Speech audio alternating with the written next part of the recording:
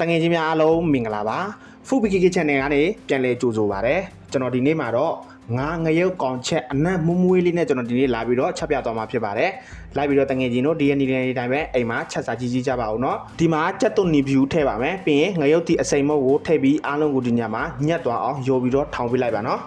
အနက်မွမွေးလေးနဲ့ပါเนาะလိုက်ပြီးတော့ဒီနေ့ဒီတိုင်းချက်စာကြီးကြီးကြပါအောင်เนาะ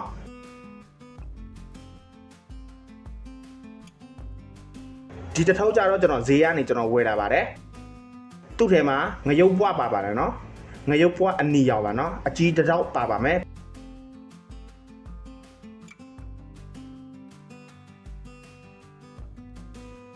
လိမ္မော်ရောင်တစ်တောက်ကျွန်တော်ပါပါမယ်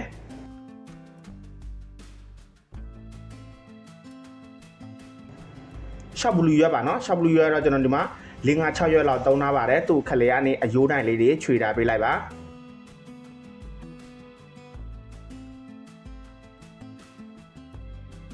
ပြီးလို့ရှိရင်ငရုတ်ကောင်းပါမှာပဲငရုတ်ကောင်းအစိမ်းပါเนาะငရုတ်ကောင်းထည့်ပြီးဆိုရင်ဒါကတော့စိတ်ဖူးဥဖြစ်ပါတယ်စိတ်ဖူးဥကိုသူတို့ဒီမှာဓာလေးနဲ့ပါလေးထားပါတယ်ငခုကိုရေလေးတွေတေချာဆေးပြီးစားအချုံမုတ်ဆနွင်းအားလုံးရိုးပြီးတော့နေပြီးလိုက်ပါเนาะ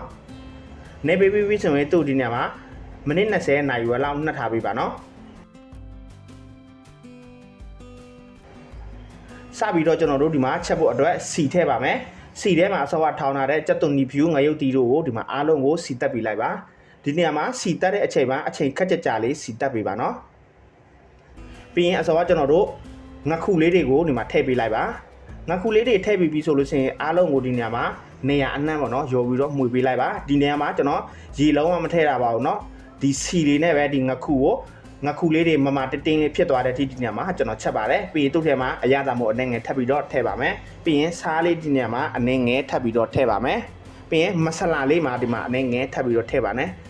အနက်မမွေးလေးနဲ့စားနေတဲ့အတွက်ကြောင့်ပါเนาะကျွန်တော်ဒီမှာမဆလာလေးတုံးထားပါတယ်